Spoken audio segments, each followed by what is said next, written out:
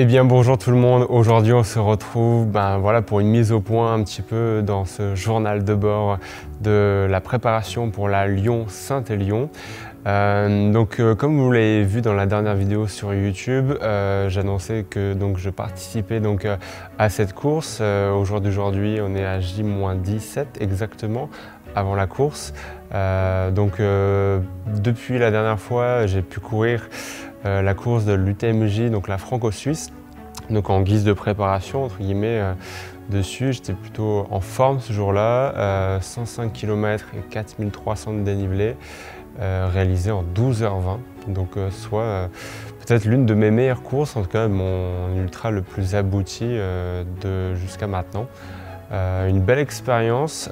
J'ai pas forcément fait de récit de course, de débrief de course à ce moment-là, parce que je me suis filmé sur des passages et après je me suis dit, j'arrive pas à le ressentir comme je l'ai vraiment vécu ce jour-là. Donc peut-être que les récits de course, etc. reviendront, mais j'ai du mal, ça me sort de ma bulle, hein, comme je l'avais expliqué un petit peu dans d'autres vidéos. Ça me sort de ma bulle de me filmer et ça me fait comme si je scriptais un petit peu ma course, et chose que je n'ai pas forcément envie de faire. Voilà, tout simplement. Donc là, l'idée, ça va être d'être le plus spontané possible pendant la Saint-Élion qui arrive rapidement, tout simplement. Il fait plutôt pas mauvais en ce moment. Alors, il y a quand même pas mal de pluie régulièrement, mais ça permet de se mettre en condition un petit peu peut-être pour la Saint-Élion. On verra ce qui nous réserve cette année comme météo.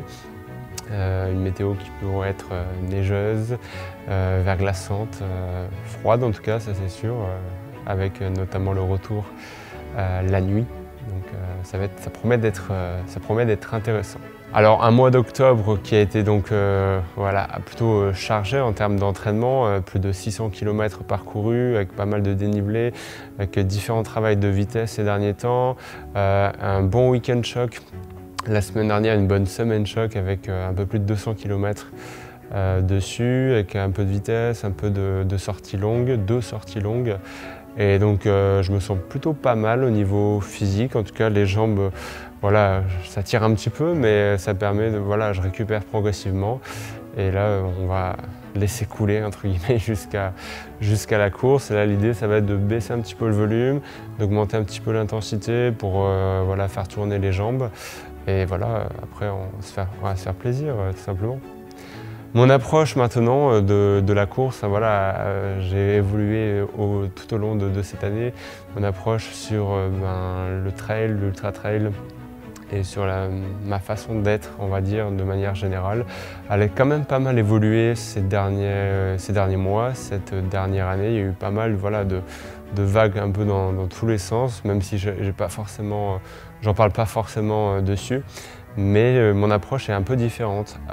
Au départ, c'était vraiment en faire plus, pour me prouver quelque chose, comme si j'avais au fond de moi quelque chose à enlever, on va dire, plus ou moins. Alors que maintenant, mon approche est plutôt différente. C'est plutôt, j'ai envie de kiffer, j'ai envie de me faire plaisir à courir, peu importe le nombre de kilomètres, de dénivelé, etc. Juste à passer du temps dehors. Il y a des moments difficiles pendant la course, je sais, mais je sais pourquoi je le fais. Parce que j'aime ça, tout simplement. J'aime ça, tout simplement. Et mon approche également, ça a toujours été un peu le cas, mais j'essaye de faire abstraction pour justement me focaliser que sur moi-même. J'adore les courses avec dossard, mais c'est vrai que les sorties off, on appelle ça, je kiffe vraiment beaucoup. Parce que je suis seul contre moi-même, on va dire, seul avec moi-même également, sans assistance, sans rien, quoi que ce soit, juste en me débrouillant seul. Et je trouve que c'est vraiment ça qu'on recherche au fond de nous, ne pas se donner de limites, justement.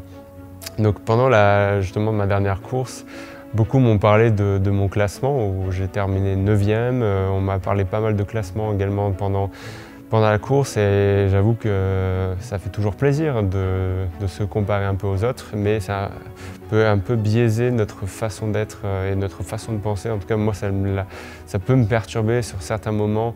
Le trail, je ne le fais pas pour être meilleur que le voisin. Je le fais pour moi et pour me dépasser, pour m'améliorer tout simplement.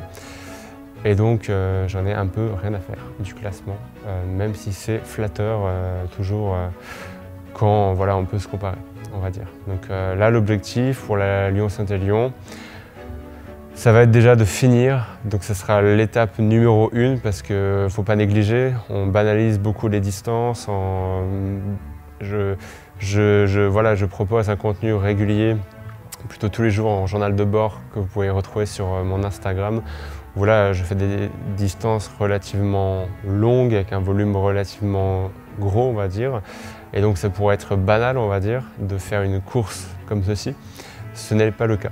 Voilà, il y a 78 km à l'aller, 78 au retour, c'est 156. Il faut se rendre compte, c'est énorme, 156.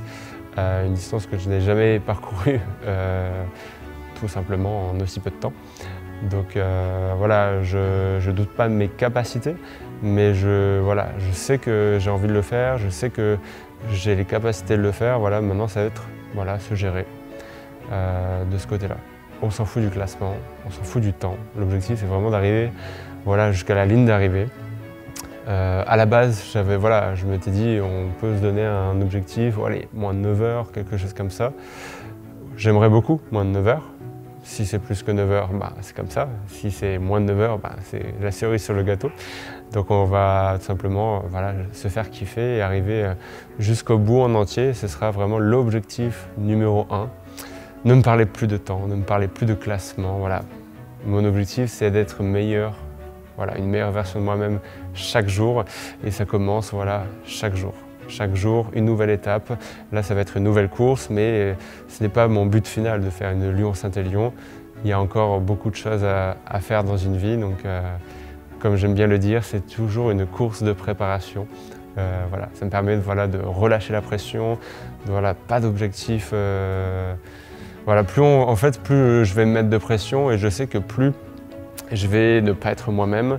Et je vais du coup faire les choses différemment. Donc je préfère avoir une approche sans pression, juste en se faisant plaisir, et advienne que pourra, tout simplement. Si jamais vous avez des questions sur ce qu'on a, c'était assez rapide, mais si jamais vous avez des questions sur comment j'ai préparé jusqu'à maintenant la Lyon-Saint-Élion et comment, si vous avez même des questions sur si vous faites la Lyon-Saint-Élion, n'hésitez pas à me le dire, on pourrait peut-être se croiser. N'hésitez pas à le poser en commentaire et on se dit à très vite à la Haute-Garnier à l'arrivée de Lyon-Saint-Élion. Ciao, ciao!